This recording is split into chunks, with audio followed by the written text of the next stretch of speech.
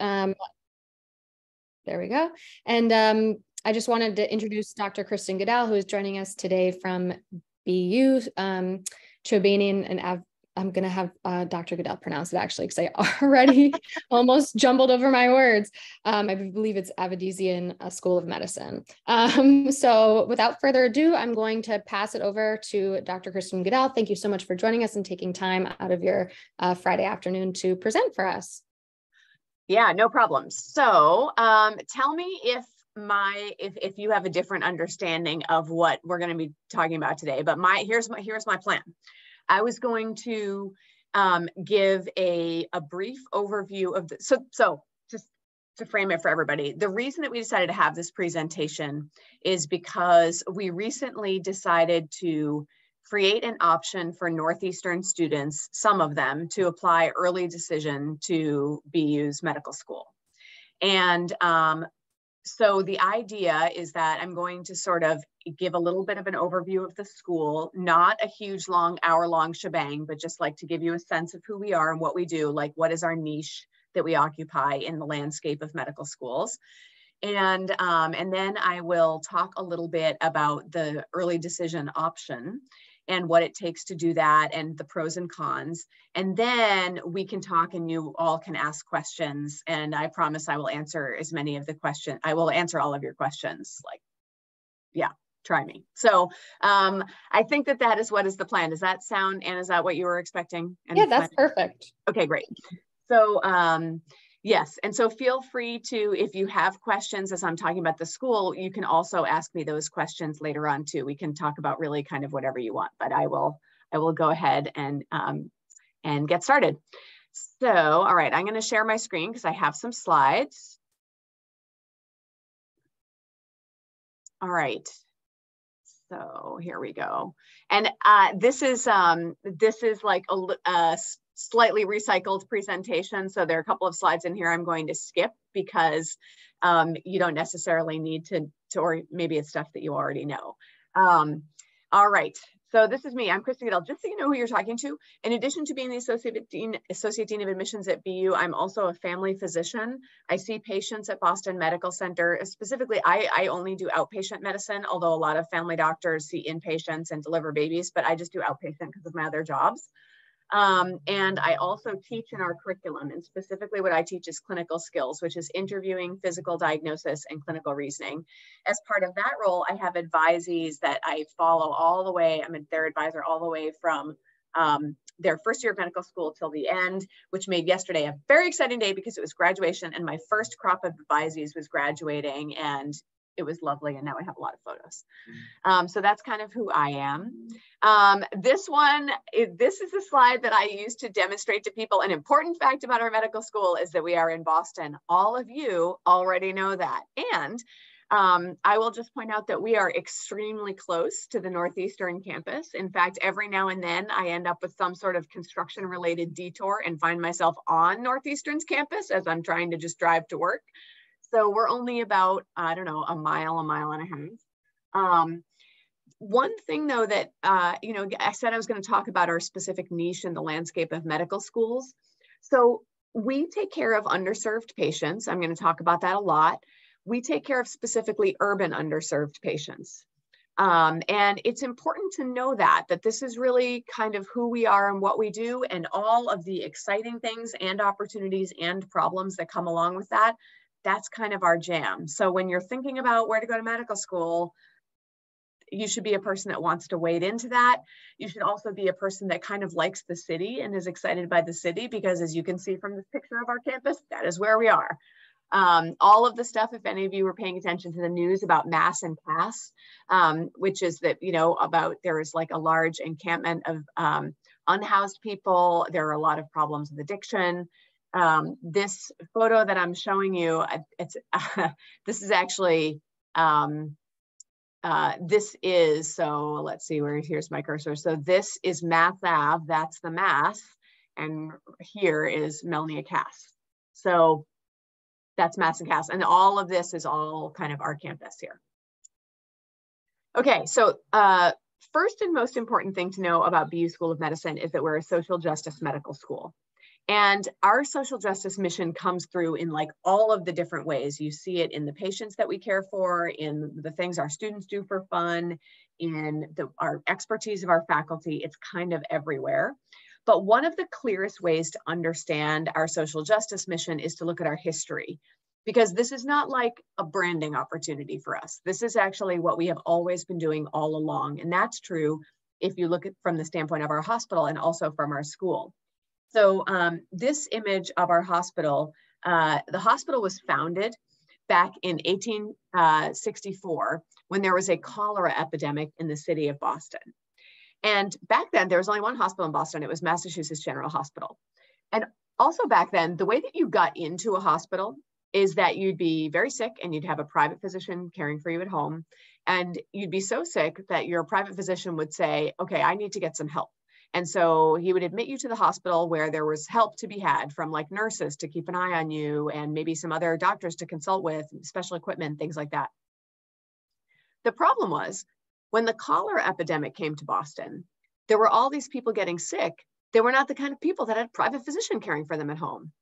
And so there were all these people that got really sick and just kind of like showed up at Mass General Hospital and asked for help.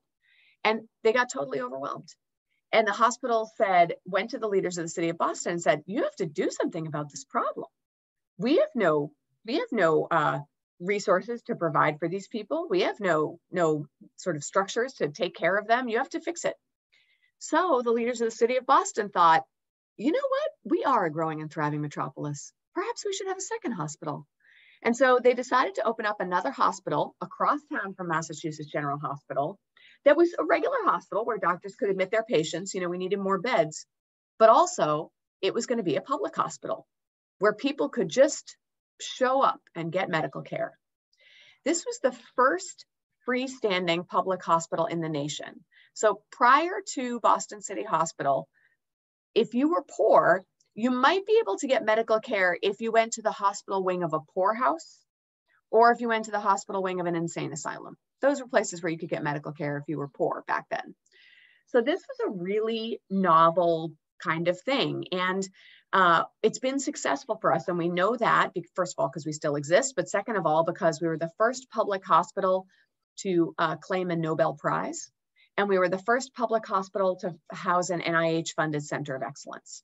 And usually, like those things go to big fancy academic medical centers, right? Okay, second part of our mission that I wanted to talk about is the mission of our school. So our school, our medical school was founded in 1848. It was the New England Female Medical College.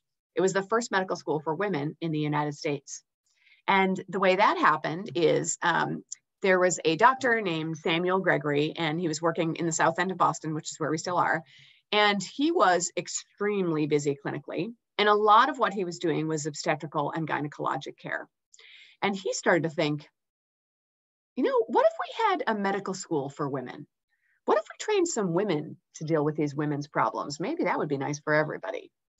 Plus, he was kind of a progressive thinker. He believed in the education of women. And so he started the New England Female Medical College. And this is a picture of one of our first graduating classes.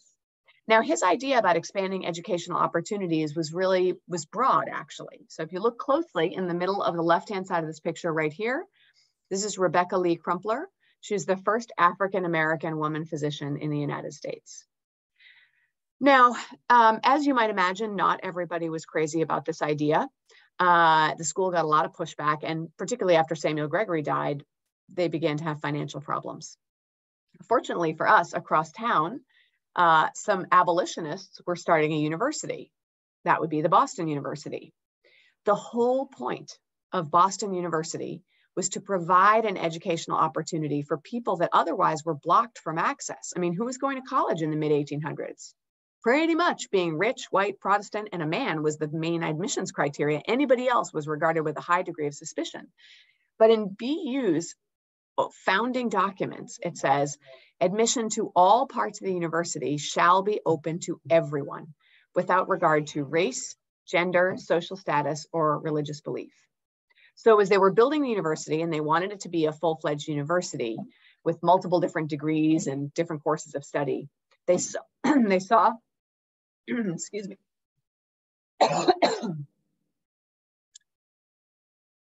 They saw the struggling New England Female Medical College across town, and they recognized in them a like-minded partner. And that's when they decided to join forces, and we became the Boston University School of Medicine. And that made us, by the way, the first co-ed medical school in the United States when we began admitting men. You're welcome. Okay, so how does all that history translate to today? So that's kind of the background of the social justice thing. Nowadays, some of the most exciting examples of social justice in our medical school come in the clinical realm. So first of all, we got this designation last year that we were the most socially responsible hospital in Massachusetts, to which I was like, no kidding. Who else is it going to be? You know, we take care of the poor people. I'll talk more about that later. But largely that probably has to do with our patient population, which is to say we take care of mostly underserved population and extraordinarily diverse people from, like, I don't know, I'll give more statistics about that in a second. I thought, though, being the fourth most socially responsible hospital in the United States is pretty exciting. In most major cities, there's one hospital that is like the city hospital or the county hospital, where they do specifically, they work on taking care of marginalized populations. So I thought the fact that we held up so well was pretty exciting. One thing that is not typical about our hospital is the emergency department. I just put this in because it's really an example of something that's kind of special about us. So our emergency department is massive, right? It has something like 96 beds in it. We have a psych ER, a pediatric ER. We have the largest level 1 trauma center in New England. Our emergency department gets 35% of all of the ambulance traffic in Eastern Massachusetts. And we are within, there are 7 tertiary care academic medical centers within 10 miles, like if you count them, right? So we're Boston Medical Center. Within 10 miles, we've got Tufts Medical Center, we have Mass General Hospital, we have Brigham Women's, we've got Beth Israel Deaconess, we have, you know, like there are many, you know, Leahy, like everywhere. It's crazy town. And yet we're still getting all of that ambulance traffic. So that gives you kind of a feel of what our emergency department is like. Our emergency department is also notable because it is really, really connected with the community.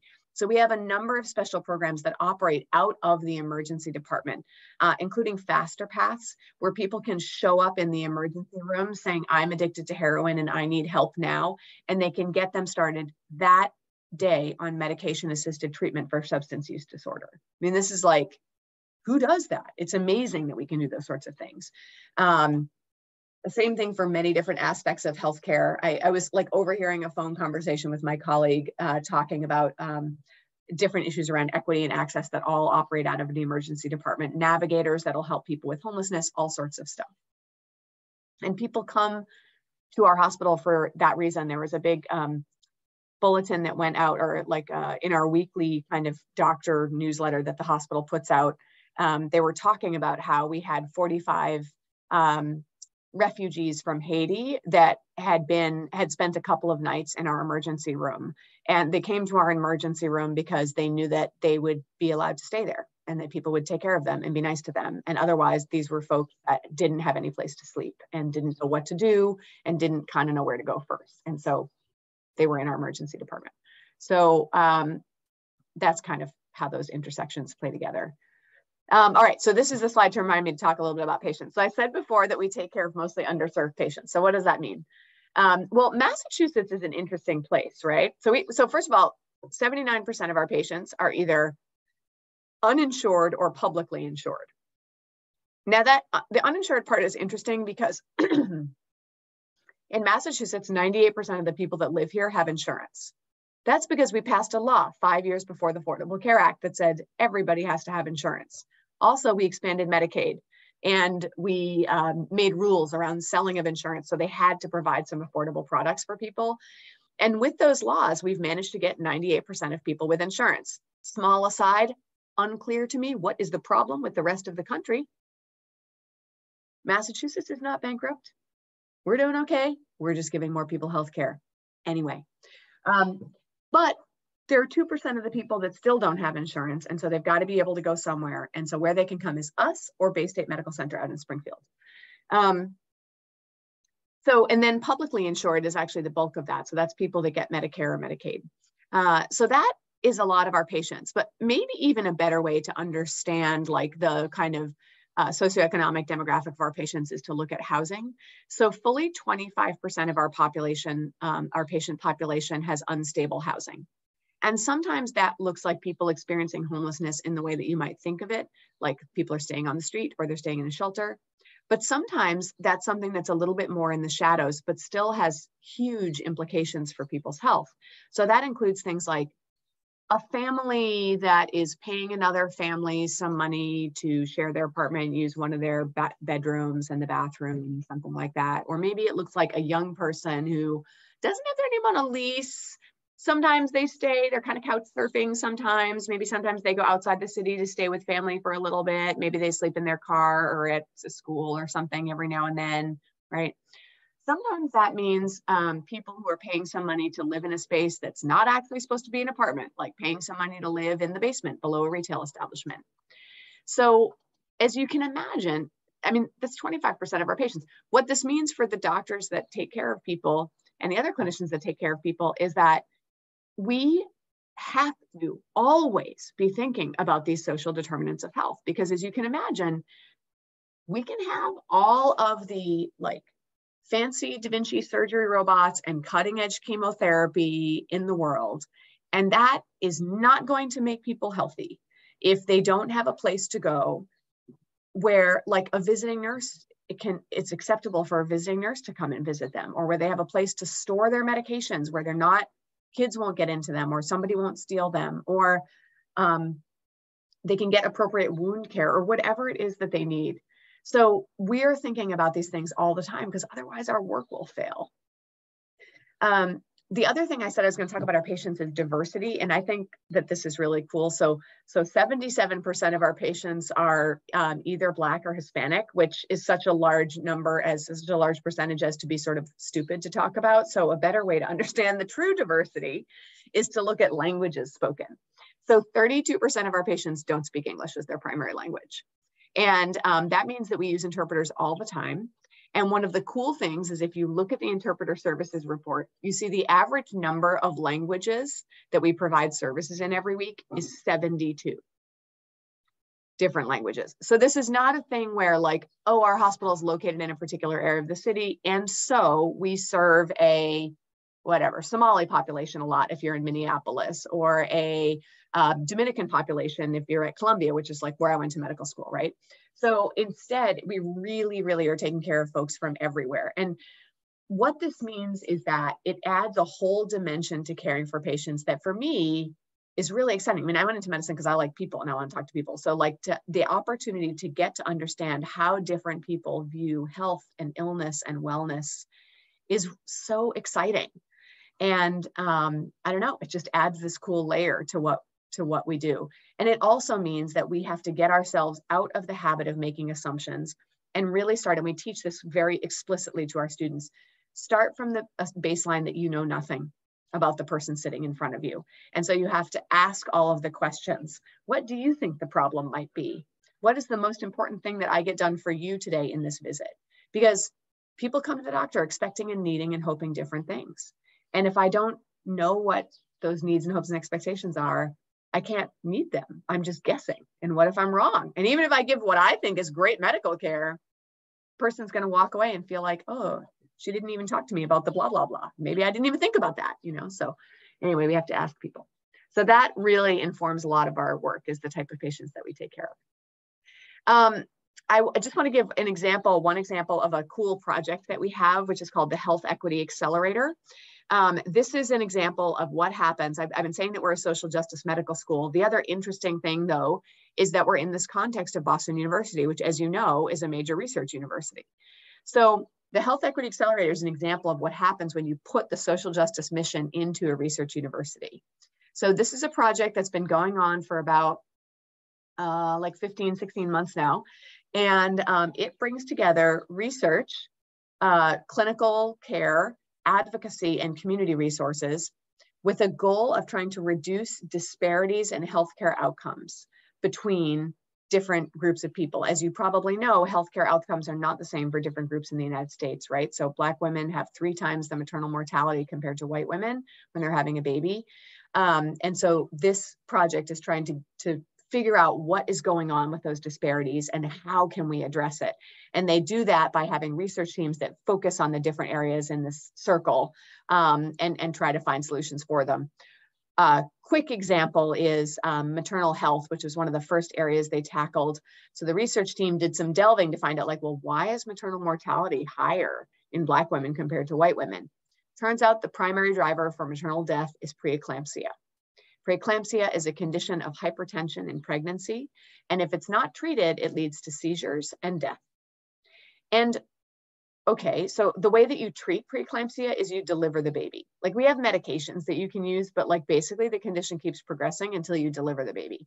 So when we looked at what was happening with our patients, it turns out there was a longer time between the time of diagnosis and the decision to deliver the baby, whether that was by induction of labor or by C-section. So then the research team had to figure out, like, well, why is the time course longer? Like, why aren't people getting intervention in a timely manner? Like, what's the deal? Is the problem that, like, people don't understand what they should be looking for? They need to be better educated about their symptoms? Is that the problem? People don't understand the illness? Or is the problem like, no, they understand and they call the hospital, but we are understaffed and we don't have enough people to answer the phone? Or is the problem like, no, they talk to their providers, but their concerns aren't really taken that seriously, or, you know, we don't have the right interpretation or whatever it is? I actually don't know the answers to those things because the data has not been published yet. This is an ongoing project. But what the team did is they started off right away with a couple of different interventions. So we have a now very well publicized project where every pregnant person with hypertension gets a special stethoscope, not stethoscope, I'm sorry, a special sphygmomanometer, blood pressure cuff. And this blood pressure cuff, you don't have to know how to use it and you don't have to remember what the levels are. You just put it on your arm and press go, and it sends the reading directly to the hospital, where there is a nurse practitioner who is responsible for monitoring all of the pregnant people with high blood pressure. And it just pops right up on her computer screen every day. Here are all the people, here are their blood pressures. And then the nurse can reach out to people and say, hey, just wanted to check in. What's going on? How are your symptoms? Maybe we have you come in for a visit, right? So that was one really cool example. Another thing that they did is we started this birth sister program.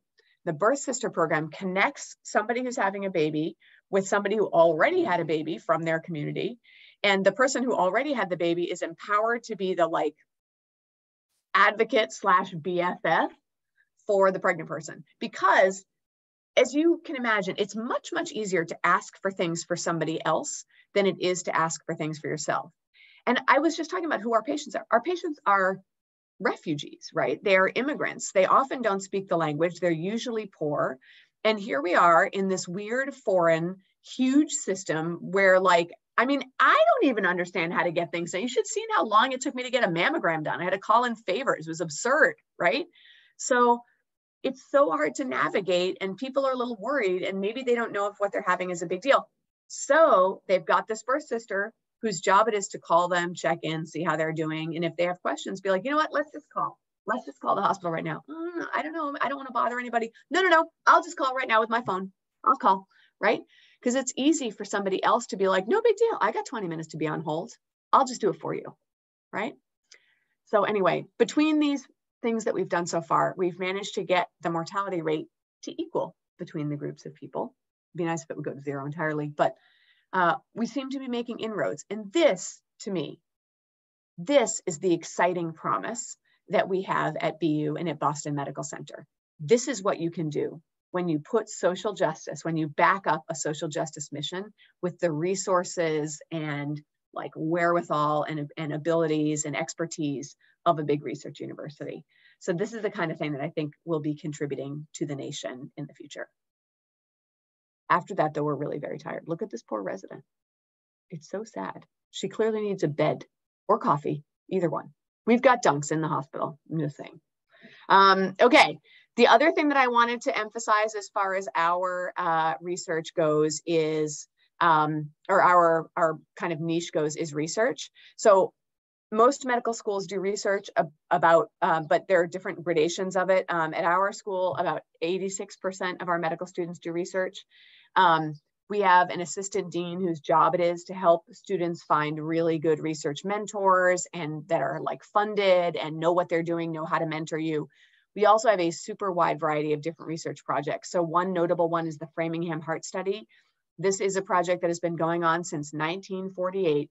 So 75 years, I guess we're at, right? And it is initially sought to figure out like what is causing all those heart attacks, and now has moved into collecting just huge abundant amounts of data on people and their risk factors, and then following them through their lifespan to see who developed what conditions and why, what interventions have they undertaken that worked. And now we're doing things like we have a brain donation program. So people that have been in the Framingham study can donate their brains after they are deceased so that we can look and see, are there markers of cardiovascular disease in the brain?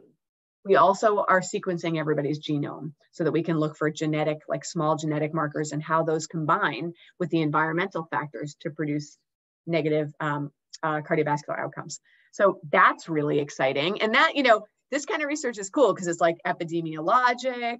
We have also got some big data things in there. So really kind of exciting. Another type of research that we're well known for is the Center for Chronic Traumatic Encephalopathy. So most of what we know now about the time really comes out of this center. Dr. Ann McKee, who is the director of the Center for CTE, has basically won just about every Lifetime Achievement Award they give out in pathology because she is the person who defined the pathologic criteria and the stages of the disease. And I should say also importantly, this is a collaboration with the VA, which is one of the places that our students can do their clinical rotations and that people really love are many of the VA sites because there's such good teaching there. Another example of research is the National Emerging Infectious Diseases Laboratory. So there are just a few of these in the country that we have a biosafety level 4 lab.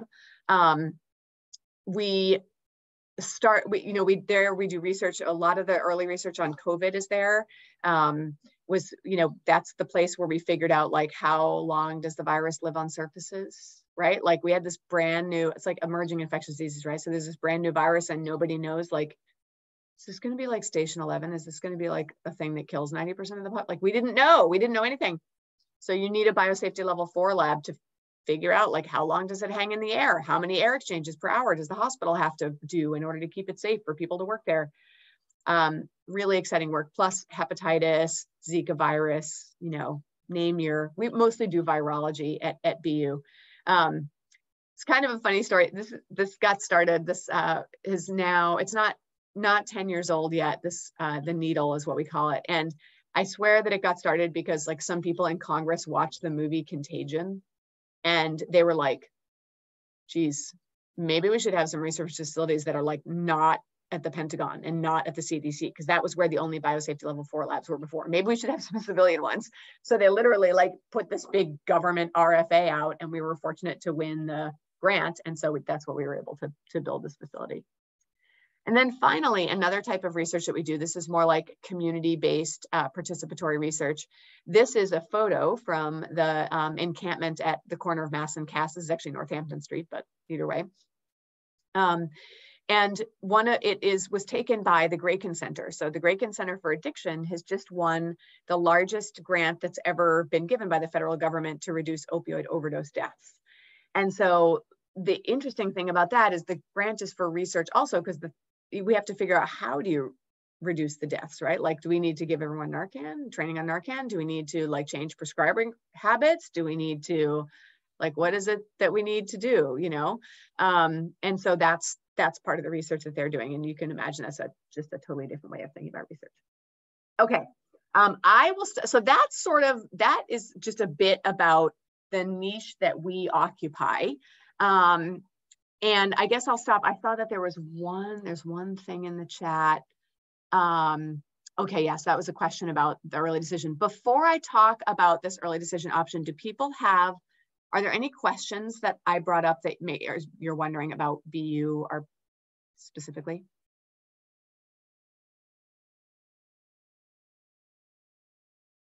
Yeah, Claire. So you spoke about the diversity of the patient population. Mm-hmm. I was wondering if you maybe had like some statistics on hand with as to like how well the medical student and more so the physician and staff population reflects that? Yeah, so it's not as diverse as it needs to be, that's for sure. About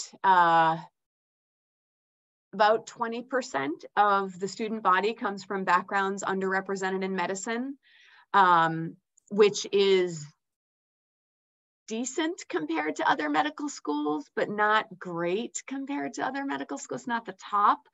But it's not horrible either. One of the factors that has limited us in the past is money. You know, BU is a private school, it's expensive.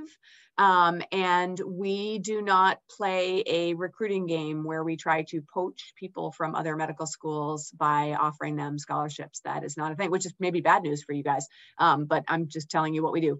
We instead use the vast majority of our scholarships are all need-based. And since Edward Avedisian gave us $100 million, 50 of which are for scholarships, we've been able to hugely increase the amount of money that we give to students in scholarship money as opposed to loans or whatever. So most of our aid is need-based. And so we hope that this is actually going to help improve the diversity of our student body because money will be less of an object. So that's a good thing we have. As far as the hospital and the physician population goes, the hospital a few years ago basically set a target and they said, okay, we want to have at least, I think that their target was also 20% residents, because residents is like, that's like what you can do something about because you recruit every year. They want to have 20% residents from backgrounds underrepresented in medicine. And I actually think it's 27 now.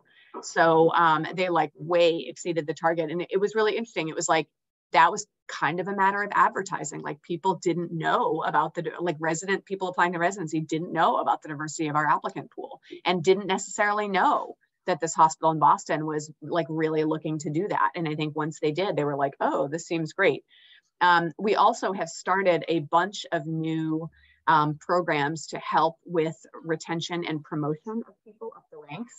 So, you know, residency recruitment is one thing, but we also now have special programs for faculty who are from backgrounds underrepresented in medicine to help them get promoted so that they can reach the higher academic levels and so they can have leadership jobs and things like that. And there are several of those programs. In my opinion, that's actually really crucial. I have seen things change enormously as a woman in medicine. When I started in medical school, about a third of my medical school class was women. I did surgery residency before I switched to being a family doctor. And I got pregnant during my surgical residency, and I was the first pregnant resident they'd ever had.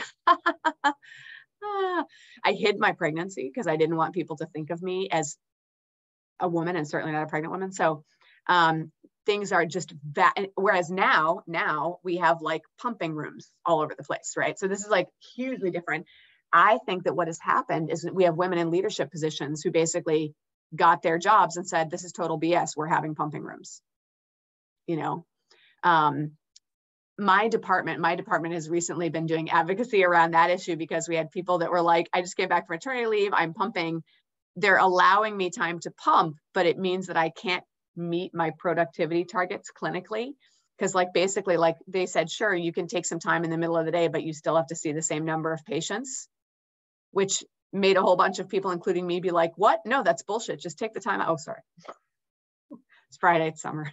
Anyway, but people like me who are like, that doesn't make any sense. Like, I tell you what, why don't you use some of my sick leave that I've never used and you can use that to offset the cost or whatever it is. So anyway, so that's kind of what we're doing to try and make sure that we diversify our the physician workforce as much as we can.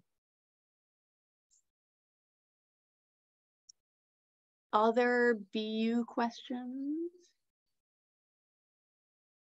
Okay, so let me talk about this idea that we have about early decision. So this, in general, early decision for medical school is not like early decision for college, right? Like most people don't do it. It works differently.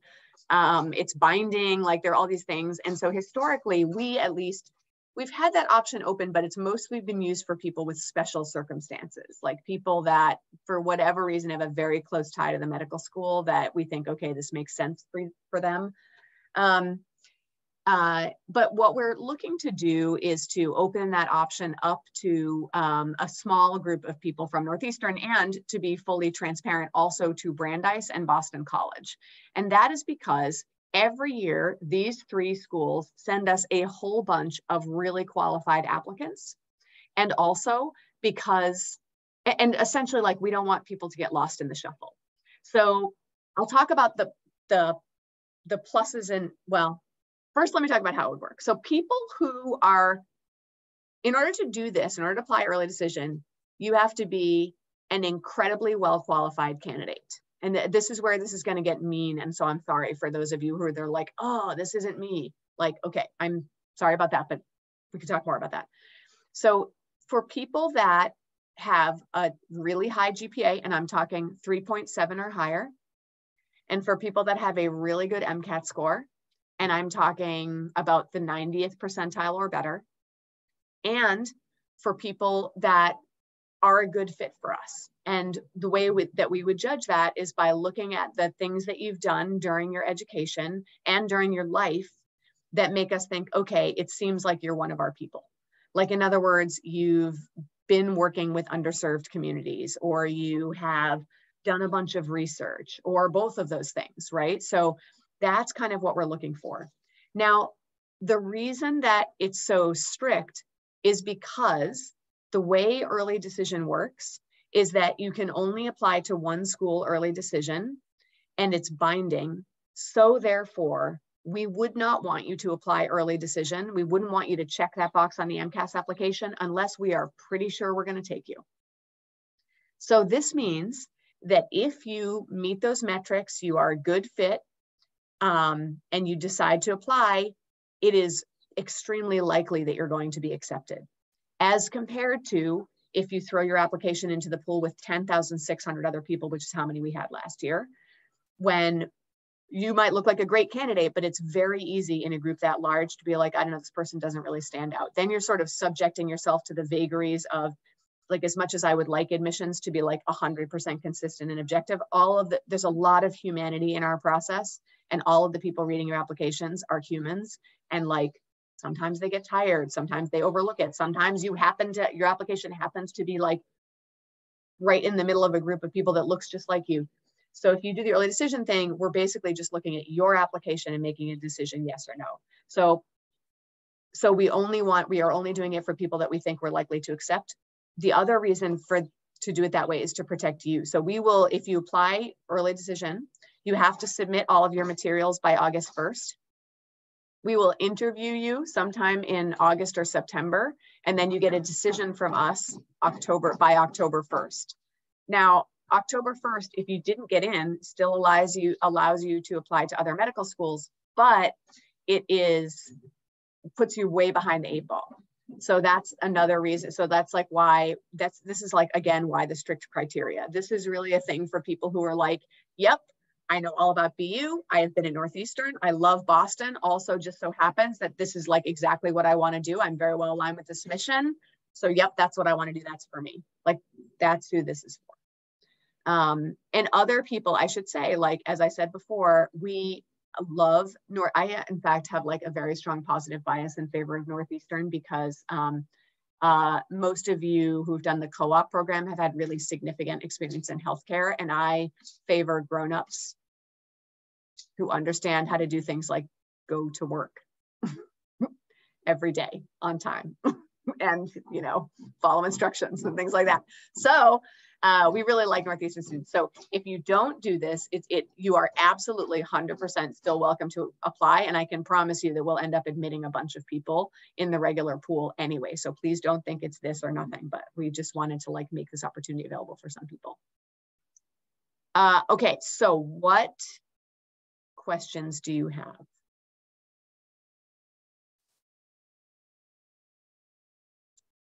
Yes. Okay, now I have a reading problem. Can you please tell me how to say your name? Yeah, it's Kritika. Kritika, okay, got it.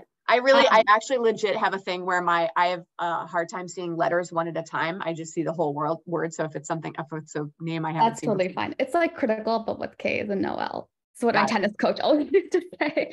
But I had a quick question just about, so I went to Northeastern for undergrad and I graduated in 2020, and I've been doing a PhD actually abroad for the last couple of years.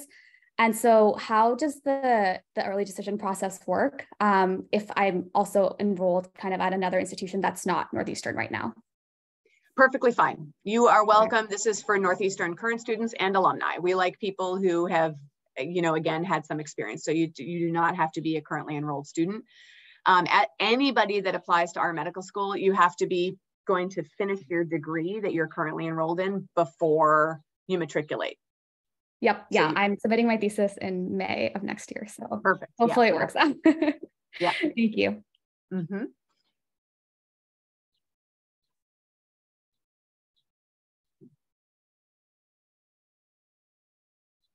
What else would you like to know? Yeah, Jordan. Hello.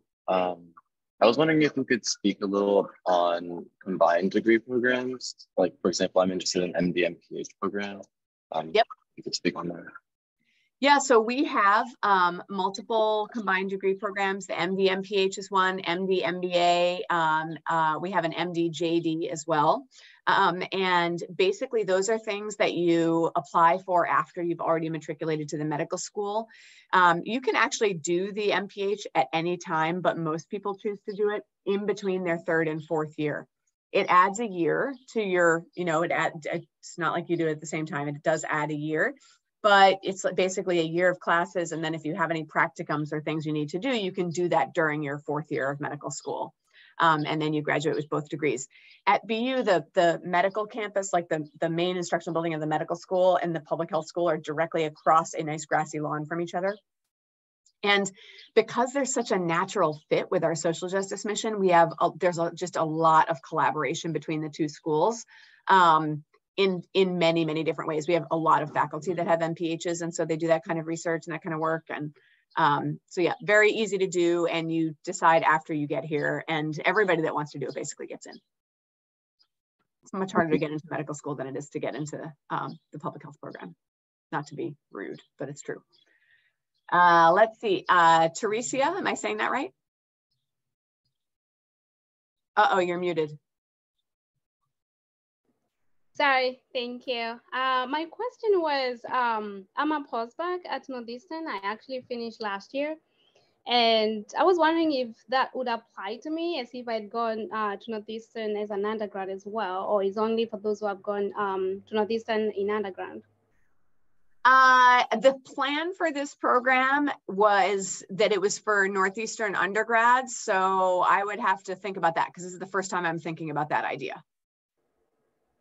So it wasn't part of the original scope, but honestly, just because I hadn't thought about it. So I got to ruminate on that more. Okay, thank you. Okay, Benjamin. Hi, Dr. Goodell. Thank you for taking the time to speak with us today. I just wanted to hear a little bit more about the course curriculum, whether you use the NBME exams, what the classroom style is like. Yeah, great questions. So we actually have just revised our pre-clerkship curriculum. And so we are not doing lectures anymore. We used to have a fairly standard kind of like lecture test curriculum. And now it is much more integrated and so it used to be fairly standard lecture based, and also it was like we had this like 2-pass system where like the first year you're learning about all the normal functioning of everything, and then the second year you're learning the pathophysiology of the abnormal functioning. Now that's all integrated together, and we don't really have any standalone courses. Like before, anatomy used to be kind of a standalone course, like we called it body structures or something, but like whatever, it was anatomy. And now that is all integrated. So anatomy goes through the entire 16 months pre-clerkship curriculum. But then the biggest change, I think that what feels to the students like a much bigger change is the change in pedagogy. So we don't really have any lectures anymore. Now, instead of lectures being to deliver content, we give you the content in the form of these self-learning guides, which are like some written material like a syllabus, some you know, like online modules, some videos, some animations, a lot of study questions, and you prepare that material, and then you come into class. And the classes look like all different things. Like sometimes it's a large group interactive session, especially if they're kicking off a new topic. So they might like present a case, and then they're just like asking the group questions using like clickers or poll everywhere or whatever to try and get a sense of like, okay, are people understanding the material in the self-learning guides, and what do we need to do to help people understand? So there's some of those. There are true team-based learning sessions, which is like a different type of structure. There are labs. There are kind of like small group problem solving sessions. So that's what the curriculum looks like now. It is, it's pass fail. It's all pass fail. There's an assessment basically every other week on Fridays, but those are, I mean, you get a score, but the school just keeps a record of whether you passed it. If you don't pass one, you can remediate it. Like pretty soon after that. We have these weeks called leave weeks that are set aside for remediation and catching up, but also for like independent work in an area that you designate. So, so that allows a lot of like more flexibility and allows for people that are coming from different educational backgrounds and things like that. So yeah, so that's basically how the curriculum, class attendance is required because you got to go and participate. And it is about, there's like always one or two, usually 2 mornings a week that you don't have anything scheduled. That's really for independent study time. And then the other mornings you'll have like 3 hours of class that you have to be there for.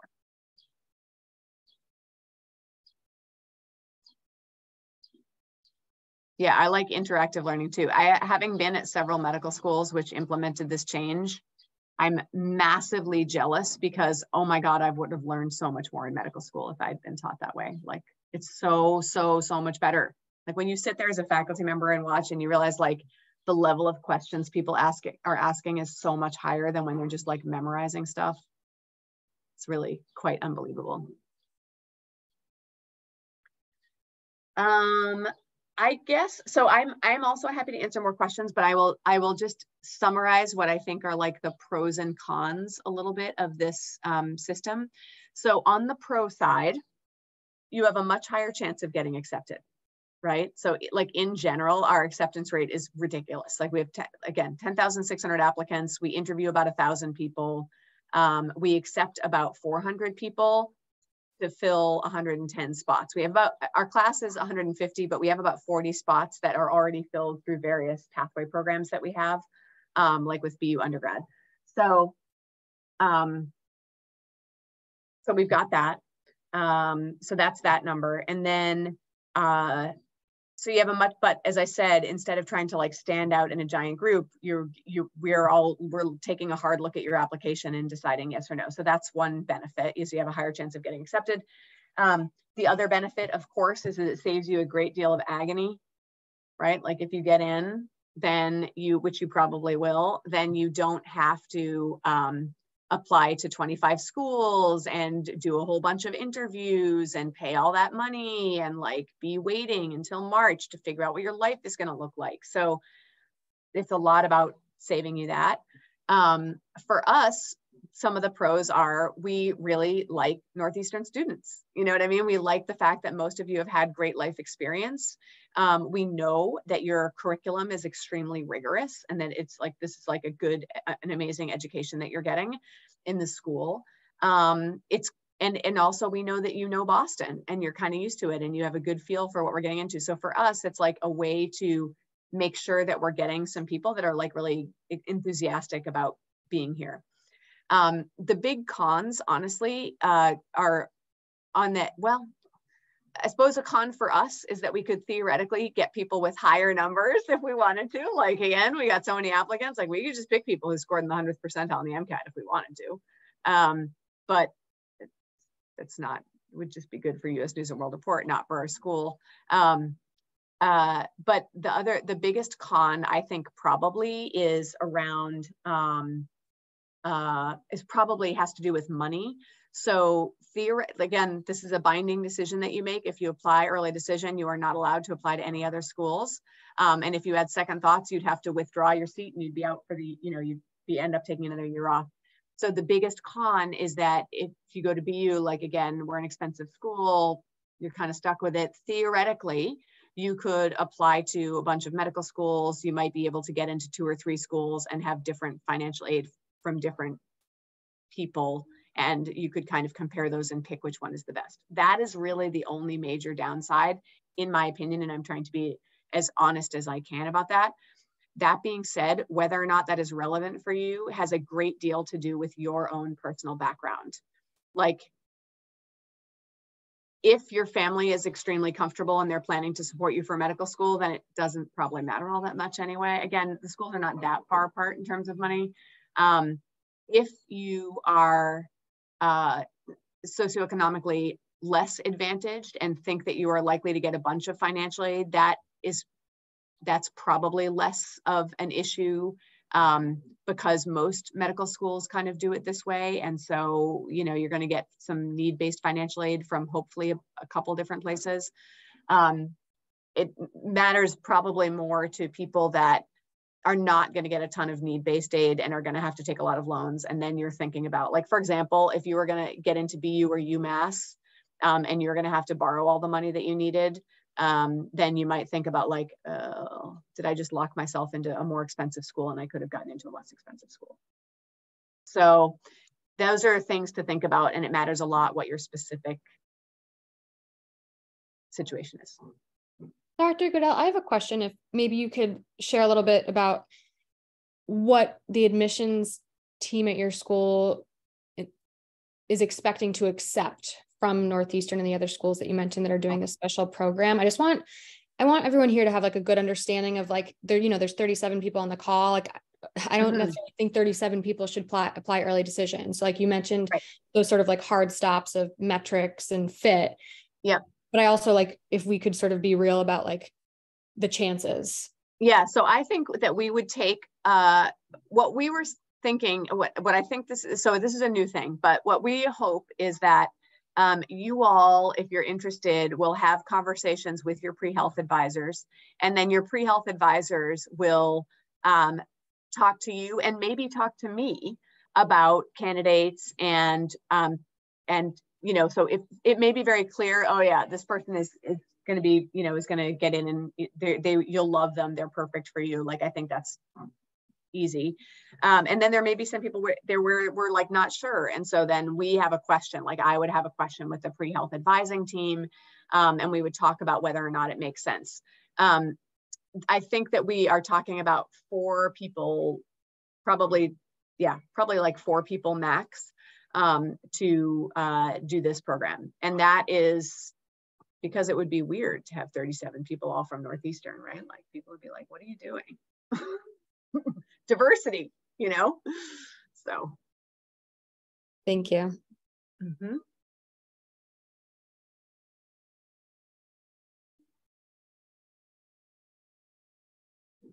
All right, very good. So we're at very nearly an hour. So if there are not any other questions, then I will just say thanks for your attention, and please reach out to your amazing pre-health advising team.